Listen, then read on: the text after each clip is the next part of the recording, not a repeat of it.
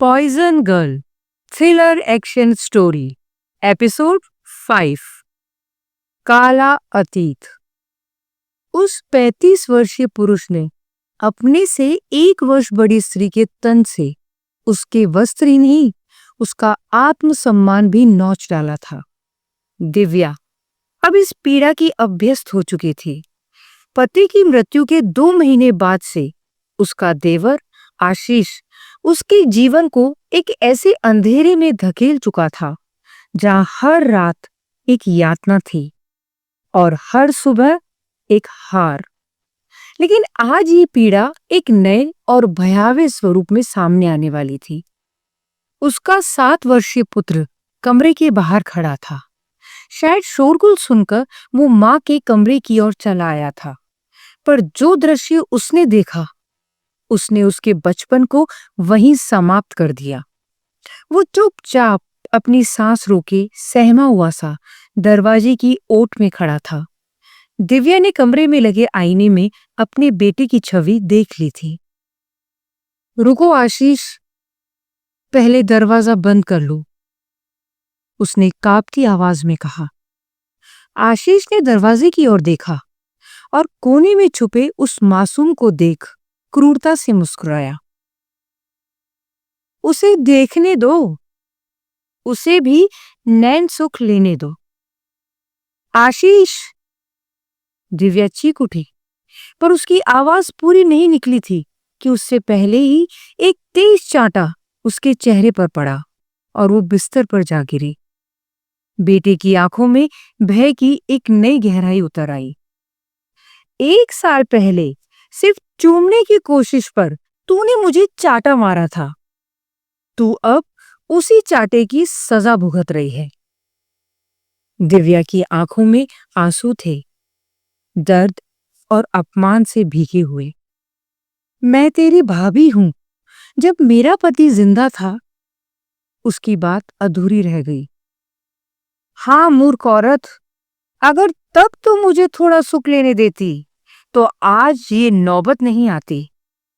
अब मैं तुझे हर रोज की तरह नहीं, आज तुझे तेरे बेटे के सामने तोड़ूंगा, वो भी पूरी तरह से।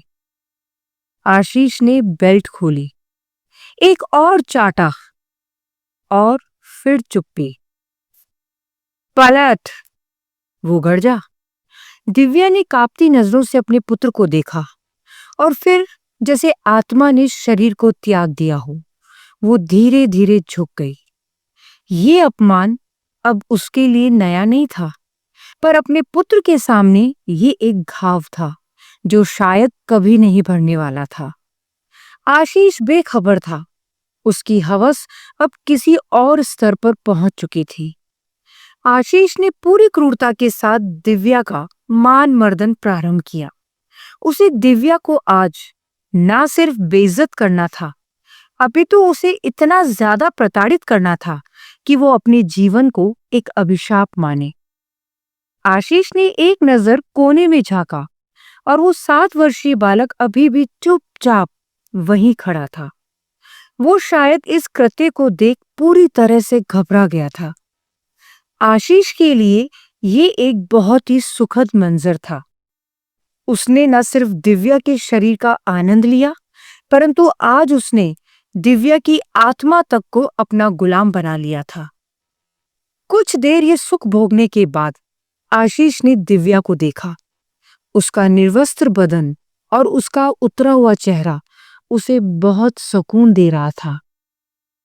आशीष ने दिव्या को बिस्तर पर धकेल दिया।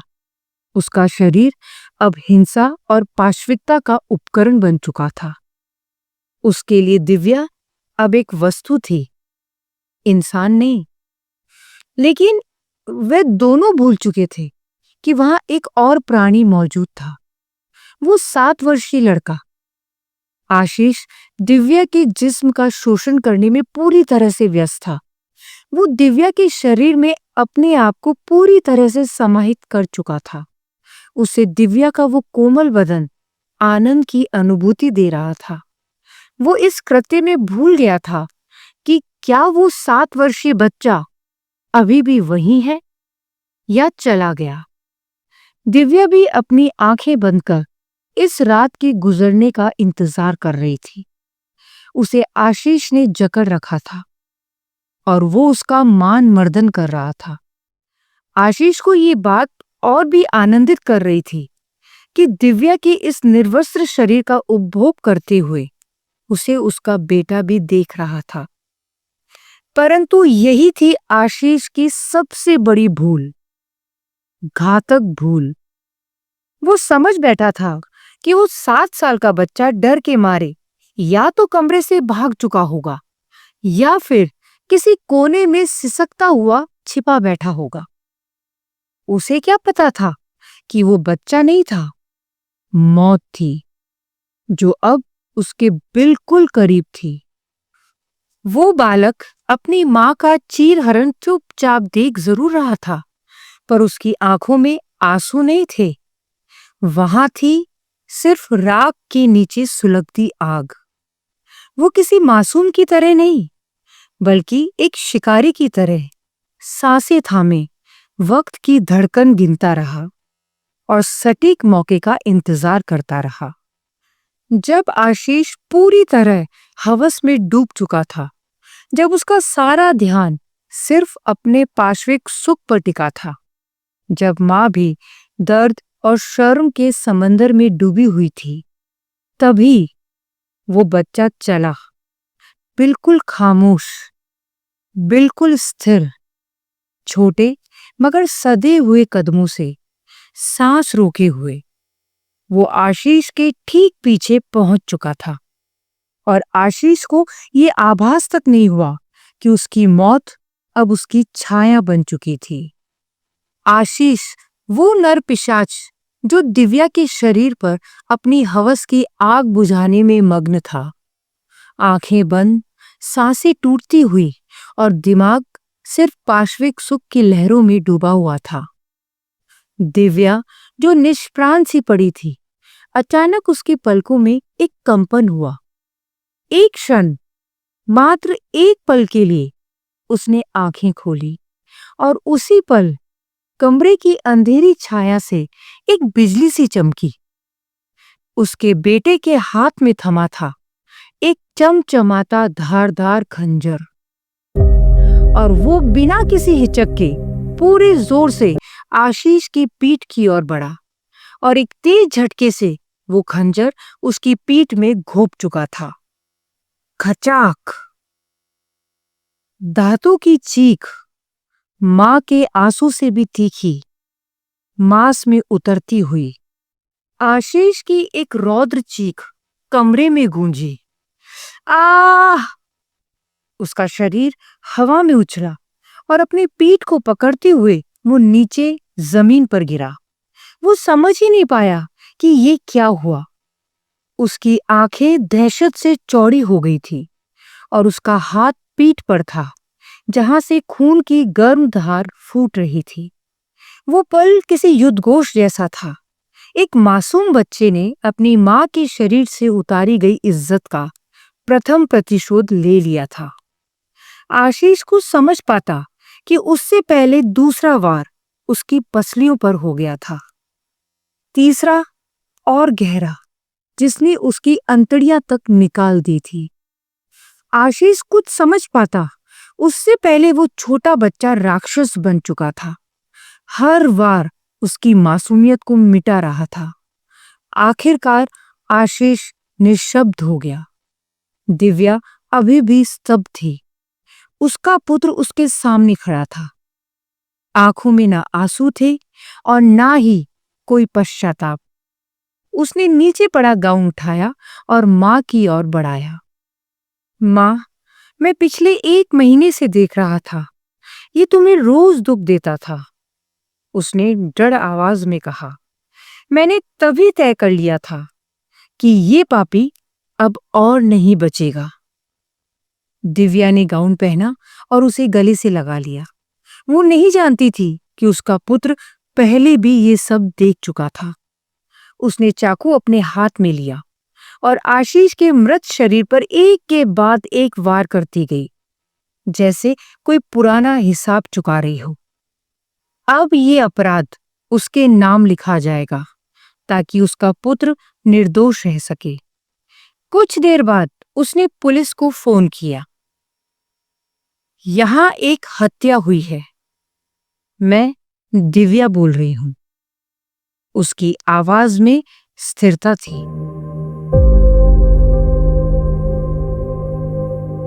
रंजीत सिंह हड़बड़ा कर उठ बैठा। पसीने में लथपथ उसकी आंखों से कुछ देखा नहीं जा रहा था, पर वो दृश्य, वो पुराना भयानक दृश्य उसके जहन में आग की तरह धधक रहा था। आज उसके भाई की लाश ने उसके भीतर दबी उस पहली मौत की याद को जिंदा कर दिया था। वही रात, वही खामोशी और वही कोना जिसमें वो मासूम उमेश सहमा हुआ खड़ा था और उनके चाचा आशीष की हैवानियत अपने चरम पर थी। परंतु आशीष ये भूल गया था कि उमेश का सहमा हुआ चेहरा केवल एक छलावा था। रंजीत का असली उद्देश्य उसकी हत्या करना था, जो उसने अंततः कर भी दी थी। रंजीत के सीने में एक दर्द पल रहा था, एक काला अतीत। उसकी मां ने उस पहली हत्या का इल्जाम अपने सिर पर ले लिया था, एक मां का अंतिम बलिदान।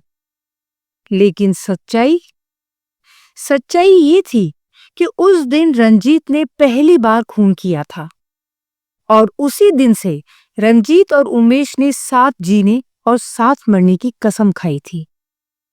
मां जेल में थी, पिता और चाचा दोनों मर चुके थे।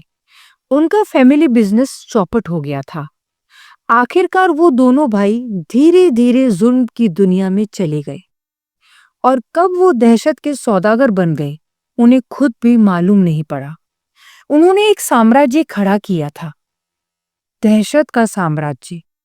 परंतु आज इतने वर्षों बाद रंजीत को वही दुख किसी ने दिया था, जैसा आशीष ने अनेक वर्षों पहले उनकी मां का मान मर्दन करके उसे दिया था।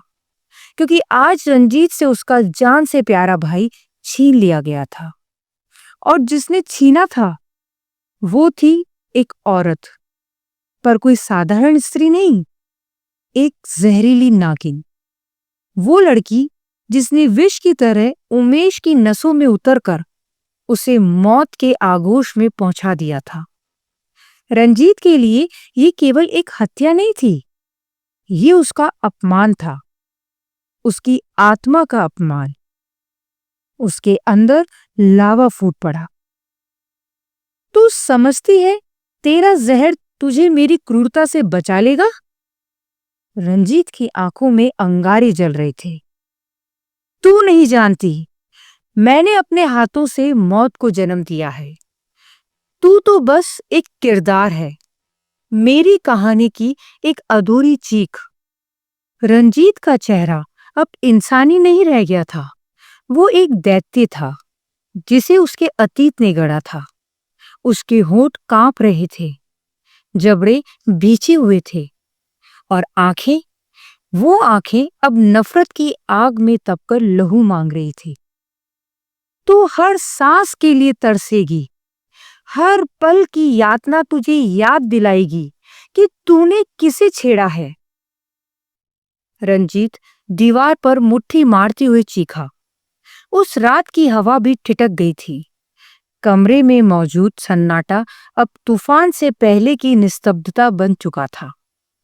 रंजीत सिंह अब सिर्फ एक भाई नहीं था, वो था प्रतिशोध का जीवंत प्रतिरूप, और उसकी कहानी अभी शुरू हुई थी।